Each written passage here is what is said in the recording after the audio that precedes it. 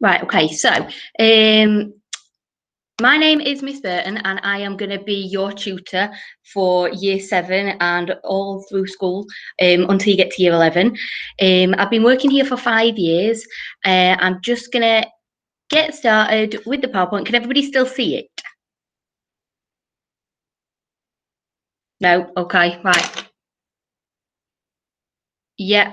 Yep, we can see it. If you can't see it, it might be that you need to pin that one to the main screen so that you can see the PowerPoint, okay?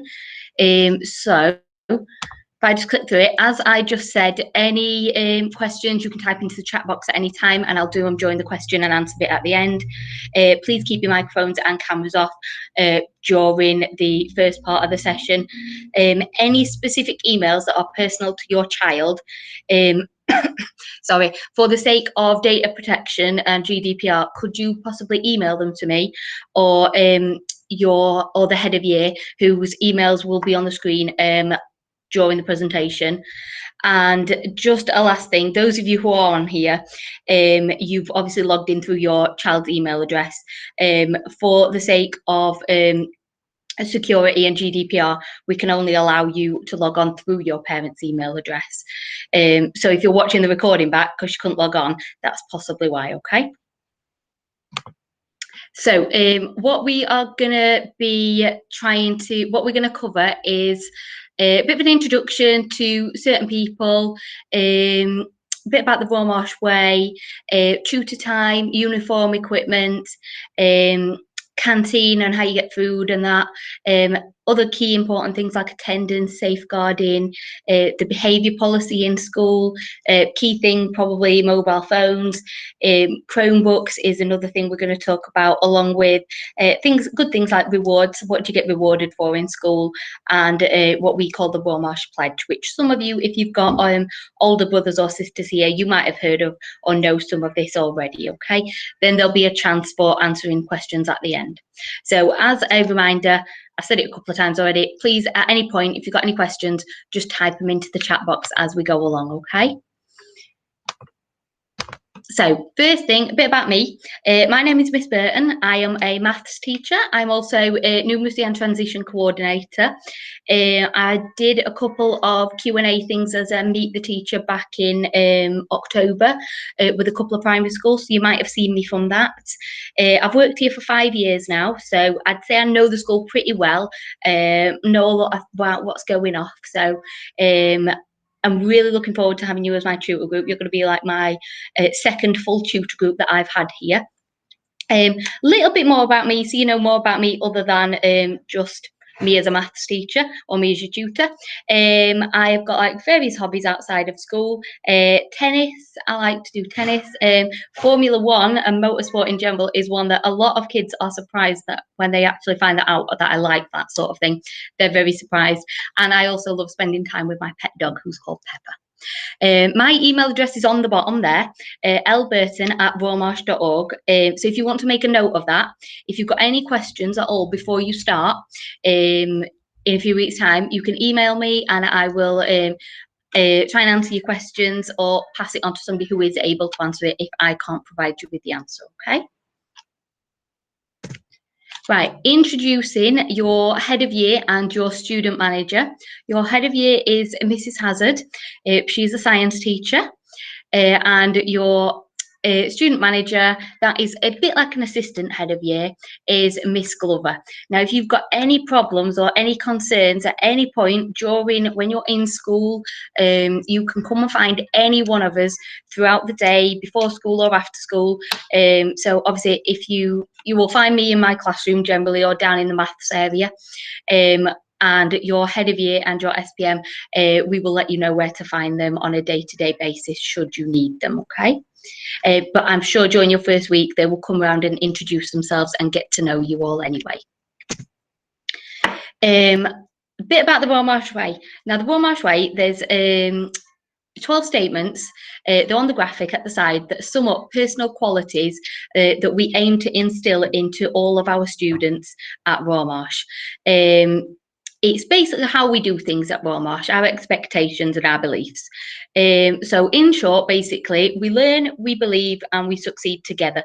So you'll notice that some of them, we dream big, we work hard and never give less than our best. These are key attributes that we want all our pupils, including you lot, to have here. It comes into a lot of things we do here in Royal Marsh, okay? And you will hear them talked about a lot. And if you can aim to achieve every single one of those, you will do well and succeed well in school. A little bit about the school day. Now, obviously this year, it's been a very unusual year, so things haven't been running to that exact timing. But normally, you will have a form tutor period, 20 to 9 in the morning, well, 9 o'clock. And then you'll have lesson 1, 9 while 20 past 10, lesson 2, 20 past 10 while 20 to 12. Then there's a half an hour break. Then you've got lesson 3 for another hour and 15 minutes until 25 past 1. And then another half an hour break. And then lesson 4, last lesson of the day, 5 to 2 while 10 past 3. Now, on your first day, you're going to go straight to your form room. You will be told when you arrive where your form room will be. And like I said, you spend the first 20 minutes of each day in tutor groups. You might not know everybody. You might know some people from your primary school who you're friends with, but you will quickly make friends in your tutor group and in lessons as well. So there's really nothing to be scared about. You'll get your timetable on your first day, but obviously as of yet we don't know what that timetable is going to be. So I would advise it's a really good idea to bring your PE kits on your first day, just in case you happen to have PE on that day. Right, a bit more about the school day. The warning bell rings at 22:09. That is just basically to tell you, right, tutor is about to start, so you need to start heading to your tutor rooms if you're not already there. And then you must be in and sat down before the second bell goes at 8:45, ready to start on time at 8:45 when the register will be taken in the morning. 1 lesson a week. Instead of tutor, you will have an assembly in the main hall. So instead of going to your tutor group in the morning, you will go to assembly. But we do sit in tutor groups, generally sit in register order because it makes it easier for us as form tutors to be able to take the register and tell you all here. We do various activities in tutor, so it's not just about 15 minutes in the morning making sure you've got your equipment and you're on time. Those things do come into it, but it's also, we talk about the Royal Marsh Pledge, which I'm going to come into a little bit later on. There's also different themes for different weeks, different reading, debates, reviews of effort, attendance, CFPs and CFCs for the week before and say the half term before. All of which I will go into a little bit more later on. A little bit about the school uniform. Now, most of you, I'm sure, will probably already be aware that you need black tailored trousers or a black knee-length skirt for girls if you want to wear a skirt instead of trousers, and they must have the Wickersley Partnership logo on them, and that is on the upper part of the leg. It's a little 3-leafed logo. You also need a white school tie. A white shirt and a clip-on school tie. And then you need a black V-neck jumper or cardigan. Again, that needs to be the one that's got school logo on and the Wickersley Partnership Trust logo on the sleeve. Some of you might already have your uniform, in which case that's really, really good. If you don't, it's just a reminder of what uniform you need. PE kit is shorts, leggings or tracksuit bottoms. Again, they have the school logo on. A t-shirt, you can see on the picture, also has the logo on. And for girls, there's a hoodie. A lot of the girls like the hoodies because you can have your name printed on the back. And then there's a bit of a zip up top for the boys. You also need black socks and trainers, okay? One thing I have been asked to mention that's not on the slides is if you are doing dance or drama, I think it is, you will have to take your shoes off and your socks. So you would either have to go barefoot or you can wear the socks that have got the little grips underneath, a bit like what you might use for, like, if you go into one of the trampoline parks, or something like that. Okay, you can buy them if you haven't already got any off Amazon, quite cheaply, really. So if you don't want to go barefoot and that's an issue for you, make sure you've got some of those socks with the little grippers underneath. Okay. This is what we expect of footwear. So plain black leather footwear with no stripes or logos. So all of those on there are acceptable. So they must be leather. Fabric ones are not allowed in school, and ones with like different stripes down them, again, not allowed. So just make sure they're plain black if you've not already got some. These ones are examples of ones that are not allowed. So as you can see, stripes and logos, not leather, ones with buckles. I know the plastic Vivienne Westwood ones were popular with some girls, but again, because they're not leather, they're not allowed. And they've got the logo on as well.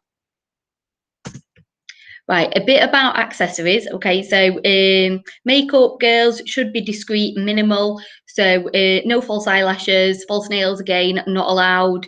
You can have your nails polished. Just make sure they are like a neutral, like pastel colour, and they're not too long, because a length of nails is a bit of a no-no in terms of safety, particularly in PE. So no false nails, nice and short, no false eyelashes. Extreme haircuts and extreme colours, not allowed, like on the picture there. Jewellery, keep it to a minimum. So earring, a stud in each ear, no facial piercings are allowed, so like nose rings, tongue piercings, not allowed. And one thing that you can wear, though, is the gold, silver or bronze award pin badges. They can be worn as part of your school uniform. Most students like to show them off with pride when they achieve one. Just put them on their tie there, and everybody can see that they've achieved one of the badges. The badges are awarded as a reward for things like attendance, effort. They're done after every data collection. You can either fall into the gold, silver or bronze category. Next thing we're going to talk about is being equipped to learn. I'm sure you know from being at primary and junior school, you need to bring your equipment. So you'll need pen, pencil, ruler, sharpener, rubber, and a bag to keep your stuff in, because you might be asked to take your books home to revise or to complete homework. So having something to carry in is really a must. You'll notice on there that it says 2 pens and 2 pencils. It's really good to have a spare in case you run out, because we've not always got equipment we can lend out, particularly not to everybody. And obviously, if you've got a spare, you don't have to worry about that anyway. Another thing you might want to get, I know some people in my year 7s currently have bought their own calculators. It's not an essential for maths, but I'm only saying this as a maths teacher. If you want to get a calculator, get a scientific one. You can get them quite cheaply, but we use the scientific ones. Otherwise, we do have some you can borrow in lesson. And you'll notice on there it says part of the Royal Welsh Way is being equipped to learn. That's one of the statements on the logo that I displayed a few slides ago. And in tutor every morning we check your equipment along with things like your uniform as well. Right, canteen. Obviously, a big part of your day is where you're going to eat and when you're going to eat. You can eat either break. So there's 2 half-an-hour breaks in the day. You can eat either one of them. If you don't bring your own packed lunch, you will obviously need to get it from the canteen. We've got various places throughout school. We've got the canteen and we've got outdoor food outlets as well, where you can get food from. We are a cashless school, so if you've got older siblings who have already been here, you will probably know that already. So we use parent pay. I believe that you might have used this in primary school as well. If not, you'll receive a letter prior to rollover. If you've not already got one, you should be getting one soon. And that'll have information about your child's account on there, how to set it up if you've not used it before. And there's different things you can buy in the canteen. You're also able to set a limit on, as parents, if you don't want them to spend it over a certain amount a day. I believe you can set a limit of so many pounds per day, so they're not just spending it all on rubbish food, basically. Popular choice is meal deal. You can buy like a sandwich or wrap and a snack and a drink for £2.15. So it's reasonably priced. It's not like massively expensive. And one thing we do in rollover for our new year sevens is we let you go to lunch 10 minutes early, so you can become used to the canteen, how it works, how you queue up basically, and where you get your food, the different choices you've got. And like I said, as well as the canteen, we've got 2 further hatches outside, so they serve hot and cold food.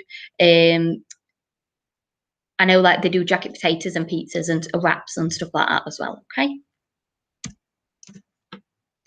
Right, one thing we're going to talk about now is attendance. Now, I'm sure you all know that attendance matters, okay? But what I'm going to talk about is why it matters, just in case you're not 100% sure on that.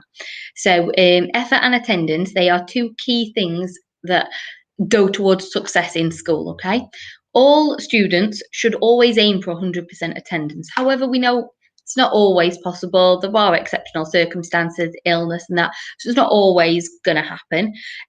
But any holidays should really be taken outside of in school holidays, so outside term time, because if you take them in term time, it's considered as unauthorised absence.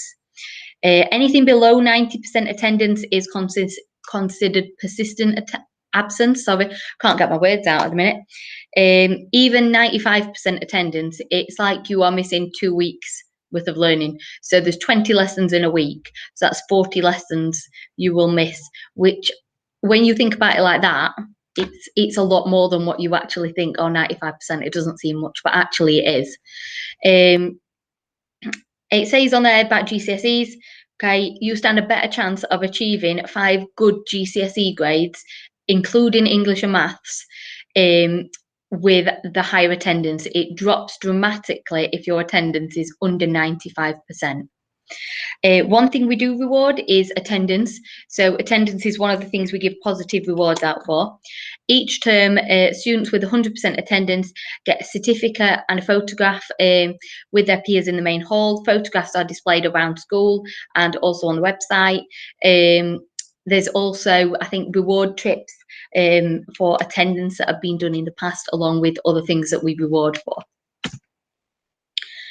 Safeguarding, obviously, I'm sure you'll want to know about safeguarding, because every member of staff in the school is responsible for safeguarding.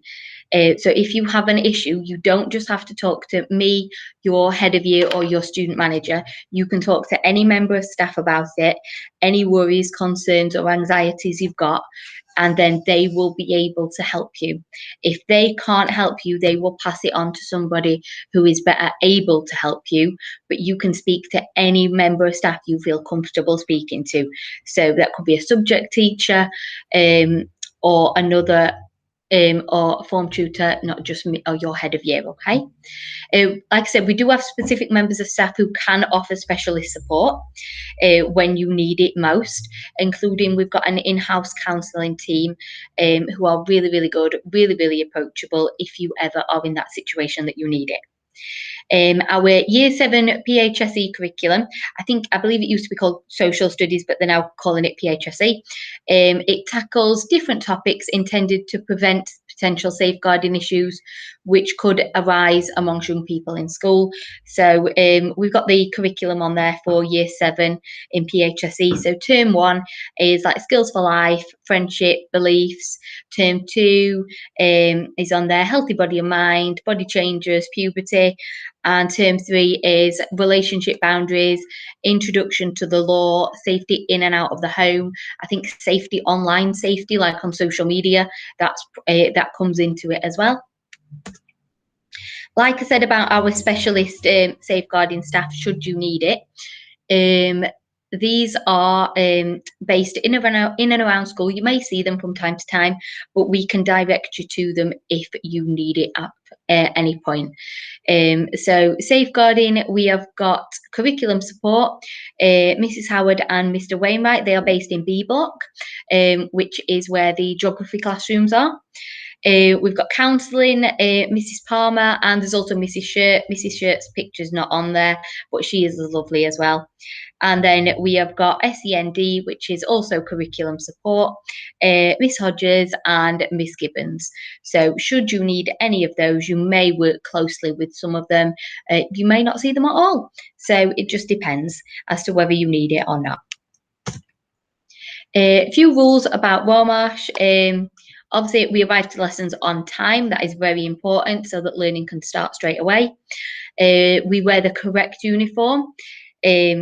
Uniform is making us look smart and ready to learn, so we have to make sure we're wearing the correct uniform. Arriving to lessons fully equipped. So like I said, pen, pencil, ruler. That includes your book as well if you've taken it home. So there's no use forgetting your book. Occasionally, yeah, you might forget it, but don't make it a habit. We do as we're asked first time of asking, so no arguing, no answering back. Don't shout or swear. And again, like I said, don't argue.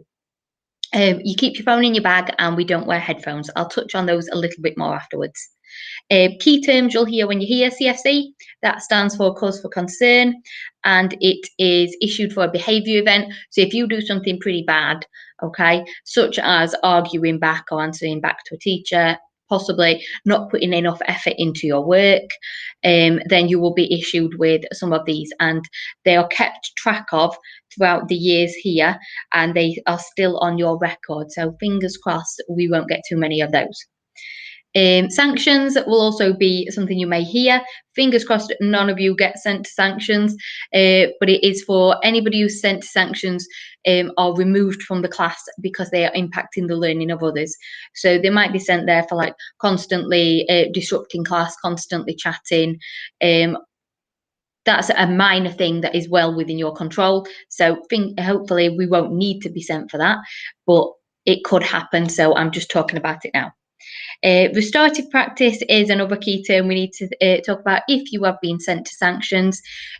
What you tend to have at the end of the day, you'll have an automatic detention, and your teacher who has sanctioned you will come and have a constructive behaviour about constructive conversation, about your behaviour, where you went wrong, and what you can do next time to make sure you are not sanctioned and removed from the lesson again.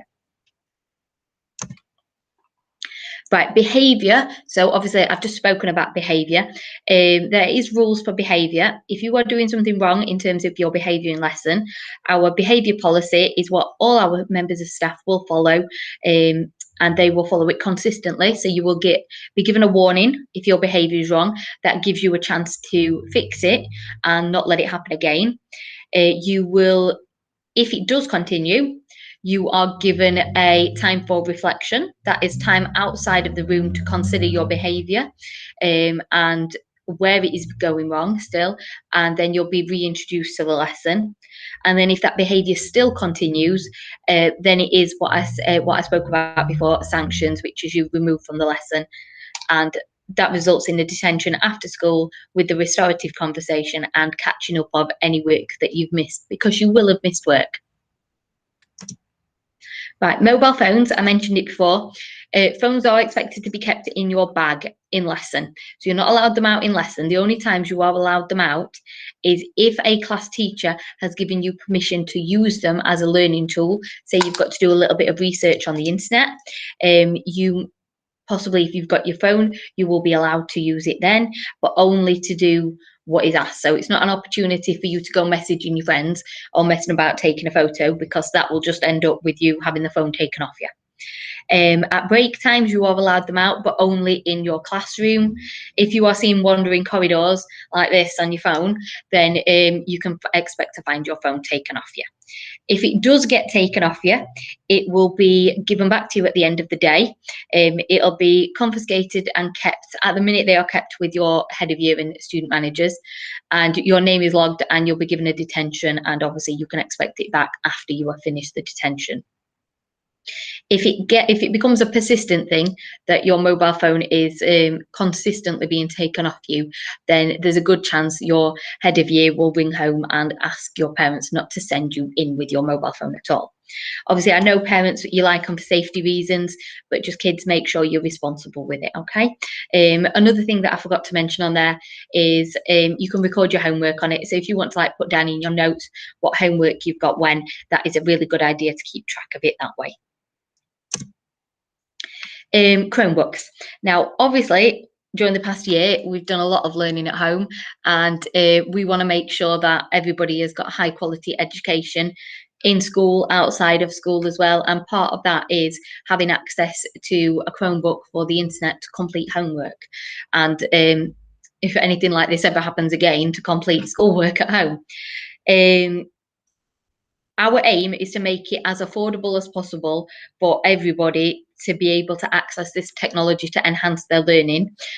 So if you want to get a Chromebook through school, you don't have to. You might already have a Chromebook or a laptop at home, but if you want to get a Chromebook, there's two different ways of doing it, okay? You can purchase one outright. It says on there you can pay for it like £9.99 a month for 3 years, and then after that, you know, it's yours.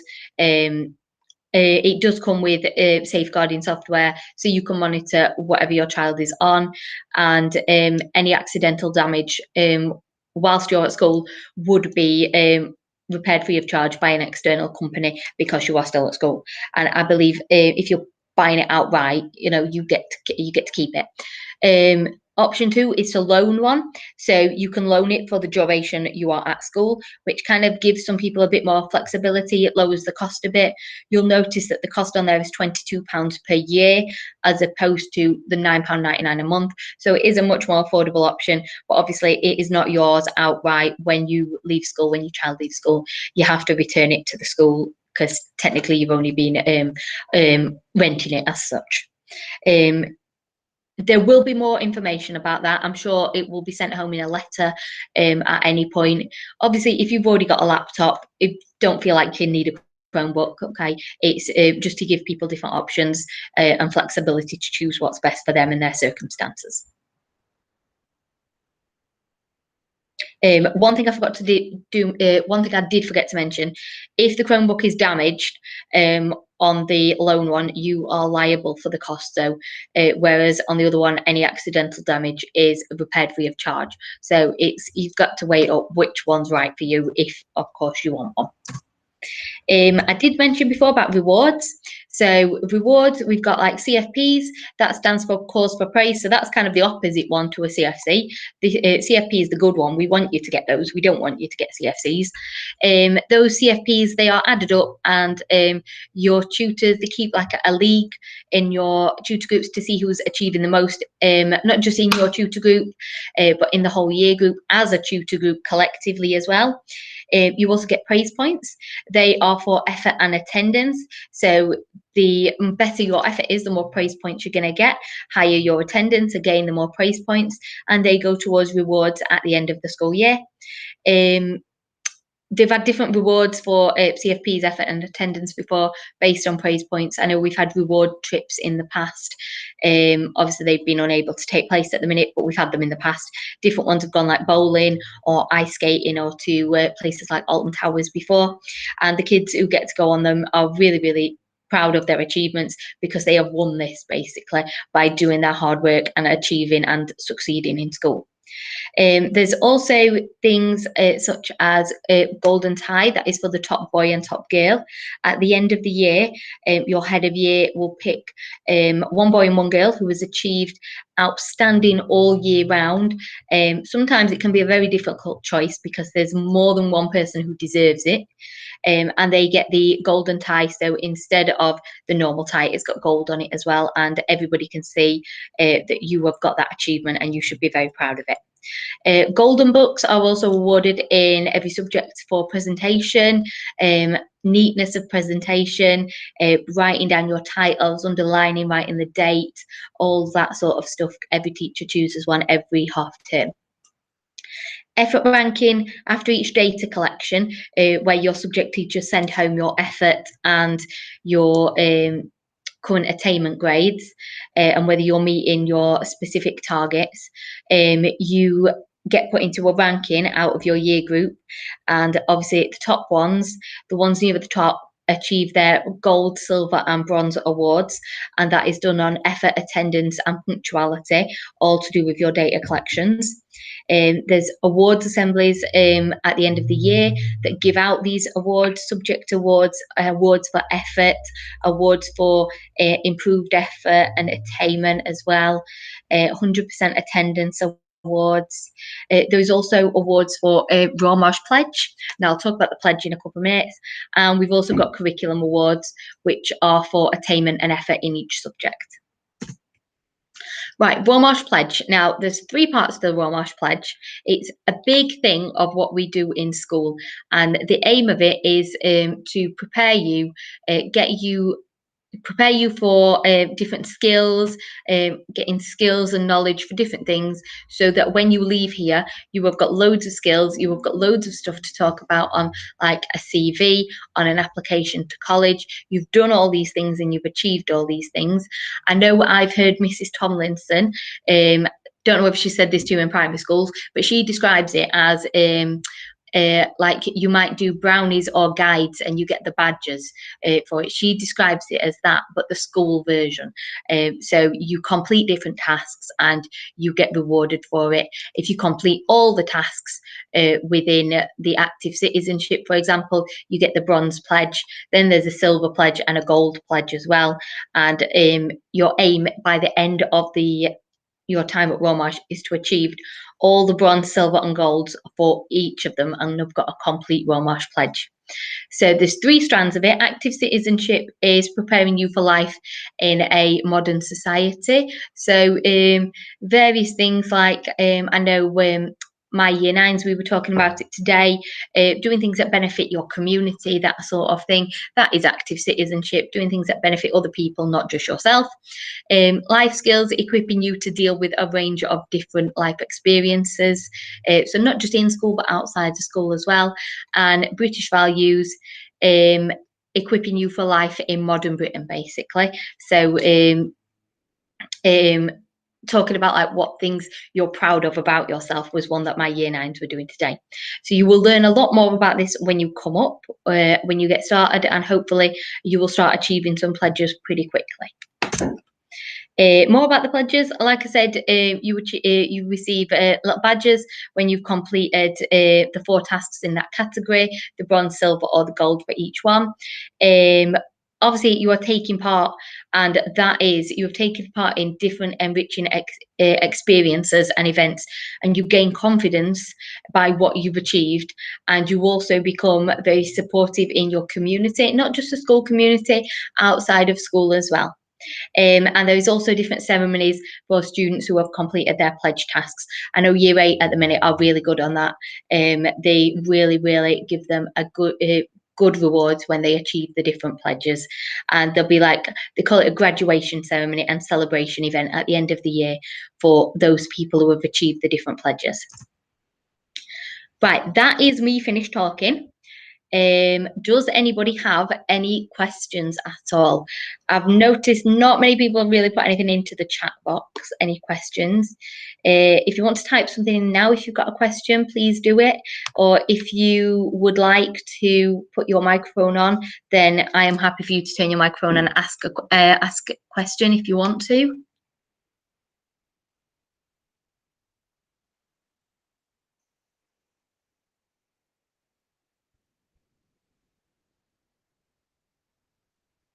Will we still be going to France in year 7? Right, that's the first question. I take it we've heard about the France trip. I've heard it's really good. Obviously, we couldn't go this year, past year 7s. I do not know whether they will still be going or not. Fingers crossed you'll be able to, but that is one I genuinely can't answer at the minute, because I suppose it depends on things that are kind of outside our control, so to speak. Oh, spot this. Charlie's put, do you know my sisters? They are called Amy McCarrow and Ellie McCarrow. I'm sorry, no, I don't actually. Anybody else got any other questions? What different lessons will you have? Like, there's loads of different lessons. So you'll have 3 lessons of maths. I know that one. I'm not really sure 100% on how many lessons of different subjects it is because it's just gone out of my mind at the minute. I think it's 3 lessons of English, but you will do like a rotation of like geography, history. You do different technologies as well, like food tech, woodwork, graphics, art. Photography is an option you can pick later on in school. I don't think you can do it in year 7. Obviously, you do PE. In science, you'll get opportunities to do lots of different experiments. I know when I was at school, that was my favourite part of science, when you got to do the experiments. I'm trying to think what else you've got. Obviously, you've got your PHSE. Trying to think if I missed any. Dance, drama, they come into it as well. So loads and loads of different subjects. Oh, one I did miss, somebody's put about what languages can you learn. I know we offer French, Spanish and German. I'm not sure how you've allocated them because it's not my subject area. But I know we do offer all 3, and you can actually pick them later on in school. So if you want to do a specific one of them for GCSE, say you want to do Spanish, you are able to pick that one to take for GCSE. But you do get an opportunity to try them out first, and then you can decide if you want to take one, which one it will be. Let me have a look what the questions we've got. For the first 2 weeks we're there, if you get a late mark, if you're late, will you still get a late mark? I think most teachers would be generous at that one. Because you're new to the school, you won't necessarily know your way round. I know you've been on little tours, some of you with Mrs. Tomlinson, some of you have already met Mrs. Hazard and Miss Glover already, and they've been on the tours with you. I'm sure you still, even though you've done that, won't know your way round. It takes a while for you to learn. I remember when I started working here, I didn't know where everything was. So most teachers, they'll be very forgiving with that and not give you a late mark. And if you are ever lost and you don't know where you are going, you can ask any member of staff or any student really in another year group. They will always ask you if you're lost, where do you need to get to? Our kids at Womarsh are really, really good at helping you out. They will never leave you lost. They will never point you in the wrong direction. So there is really nothing to worry about there. Another question, will we be coming to school in our PE kit on PE days? At the minute, obviously, I'm guessing you have got an older brother or sister here who is doing that. At the minute, yes, we have been doing that because of the virus and not being able to use the changing rooms and being in different year group bubbles. That will not, when it all goes back to normal, then that won't be the case because you'll be able to use your the changing rooms to get changed. So you won't need to. But at the minute, until things go back to normal, I am presuming, it's one I will find out for you, I'll make a note of it. I am presuming that you might need to. I mean, on the slide before it did say come with your PE kit on your first day. So I'm sure we'll be able to find out and let you know whether you actually need to come in with it or not. So I'll make a note of that and I'll find out and then we'll get back to, we'll let you all know basically. What kind of art do you do? Well, I'm not an art teacher, so I don't really know, but I suppose you could do drawing, painting. It's not really my specialist area, so I'm not 100% on that one. I can't really give you much of a different answer. And I've never had to cover an art lesson neither, so it's not my area. Another one, Mum got a letter about something to do with an extra week of a transition where we will visit other schools like summer school. I did hear something, I am aware of a summer school, but I have no other information other than I know something about a summer school happening. I have no idea when it is, who it's for or anything like that. So I will make a note of that and write that down as well, and we'll be able to get that information back to you, okay? So I've not seen the letter and I don't really know what it is. Are we doing any tests in the first 2 weeks? Well, I can actually say, yes, you are doing some tests in the first 2 weeks as maths. just because you haven't had your SAT scores to put you into different sets for subjects such as maths, English as well. In maths, there will be one, but it'll be nothing to worry about. Just try your best on it, okay? It's just to help us decide what set you are best placed in, because if you ability-wise are in the wrong group, it could hold you back, or you could struggle. So it's about putting you where you're best off, basically. But so there will be some tests. I can't tell you exactly for the subjects because I don't know, but I know there's definitely one in maths, and there's possibly likely to be one in English, possibly science as well. I believe like history, geography, and that you're taught in mixed ability, I think. If you are not in the same tutor group as your friends, will you be in the same lessons as your friends? Now, not necessarily. As I said, with the putting you into ability sets, you might be in set 1, but your friend might be in set 2. You might not necessarily even be on the same year half as your friends, which means you might not have, say, maths at the same time. You might have maths while they have science. But even if you're not in the same year group as your friends, you will be able to meet up with them at break time, but you'll make new friends in the classes you're in your tutor group. So yes, it's a little bit worrying, but it's not really anything to be scared of, because you will make new friends, but you'll not forget about your old friends. Okay, you can still meet up with them at break times. Okay. How do you sign up for summer school? Again, that is another one. I haven't been given this information. I've written it down, and I believe, like I've just found out, there's been a letter sent out. If it doesn't say on the letter, I'm sure there will be more information coming to you, but I've made a note of it, and I will find out any more information, because at the minute I don't have any. How many lessons will we do in a day? There's 4 lessons in a day. It was on the bit earlier on, but there's 4 lessons in a day, so that equates to 20 lessons a week. Those 4 lessons are roughly either an hour and 15 or an hour and 20 minutes each day. Anybody else get any questions? What new types of maths will we learn? You'll learn loads of new types of maths. Something we are going to learn in the first few weeks is something called Chinese multiplication methods, but there is loads and loads of new stuff you will learn at maths. There is far too much for me to list now, and there's not just maths, so there's other subjects as well. But I'm glad to know that you sound like you like maths. Does anybody else have any other questions? Will we have any more lessons than 4 lessons a day? Not normally, no. When you get to year 11, in the past, we've done something like a period 5, which is basically an extra lesson, not a full lesson, but extra to help them catch up on coursework and things like that. But no, it's not normal for you to have more than that in a day. There is something that wasn't mentioned on the slides, like extracurricular activities. Like you might want to do some sport after school. I know science run a science club. In maths, we have done a Key Stage 3 maths club before as well. I'm not really sure in terms of other subjects what's on offer. I think there's dance. You could get involved in dance, and you might want to then take part in the movement evening, which is a big thing to do with dance and gymnastics kind of thing in there as well. Or you might want to get involved in drama productions after school, which they have done recently Beauty and the Beast, which was fantastic. That was a couple of years ago. So you might be into that, and you might want to do that after school. So it's not a lesson as such, but there's lots of extra things outside of lessons that you can get involved in if you want to, okay? Another question.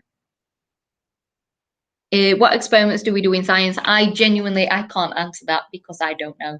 I just remember doing ones when I was at school with the Bunsen burners, and I know they do ones with that and all the little pouring of the chemicals in to make them change colour.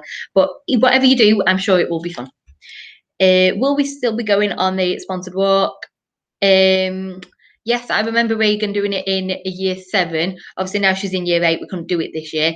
Whether it happens this year or not, I don't think that's been decided. I think it all depends on things outside our control that are happening to do with government restrictions and stuff like that. So I can't really answer that question yet. But you will get to know about it in advance anyway. And even if you can't do it this year, there's possibly the year after, because you do it year 7 to 10, and then year 11 you would normally do a careers event instead.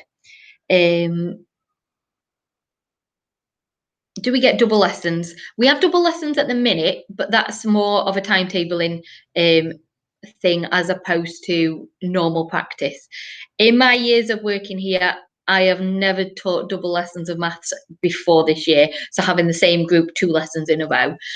Whether that continues or not, I couldn't say, because, well, for one, it's not really up to me, so I don't know. So I can't really answer that, but I'm sure we'll find out soon enough. R factor, yes, we have done it in the past, and I'm sure we'll do it again in the future. It's just a case of whether can we do it next year or not. Nobody knows at the minute. And same with movement evening. Fingers crossed we can still do it, but couldn't tell you right now whether that's a yes, it's definitely going to happen, or it's a possibility. Okay.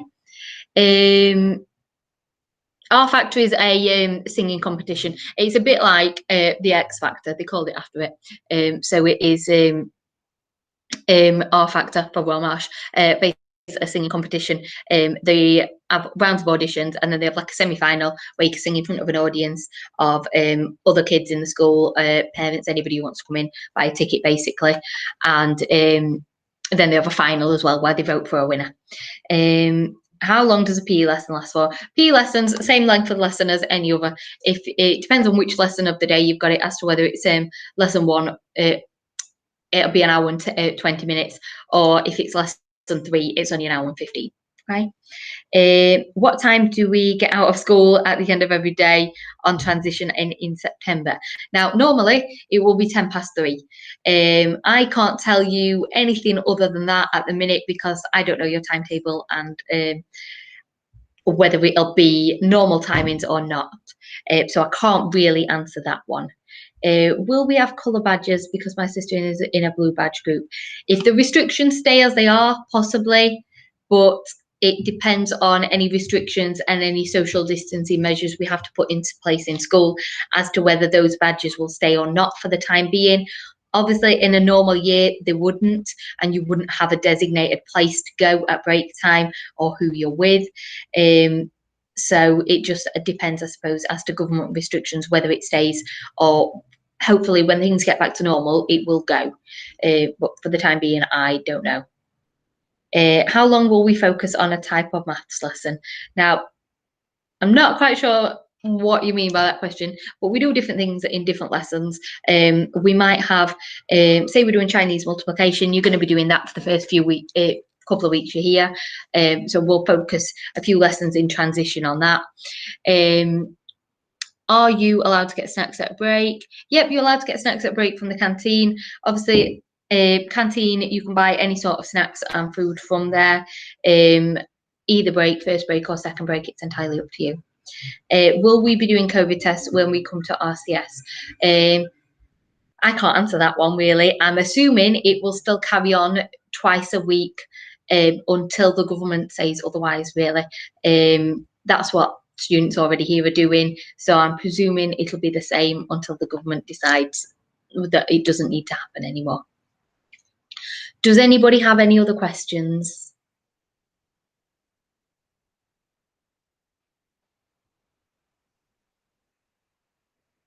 Right, if nobody's got any other questions, we'll leave it there. If you think of a question that you didn't realise you'd got now and you think, oh, why didn't I ask that? Then what I want you to do is you can email me. You could email your head of year. It might be easier to email me because chances are I might know the answer to it. All of these things about COVID tests and break times, I'm sure we will find out in the coming weeks, and you will be able to be told that information before you start. Okay. Last one, I can see somebody's put, do you know Natane Taylor? Yes, I teach Natane. She's in year 9. She's lovely. If nobody's got any other questions, I'll leave it there and I'll stop the recording. Thank you for joining, and I look forward to seeing you all in a few weeks' time when you start. Okay.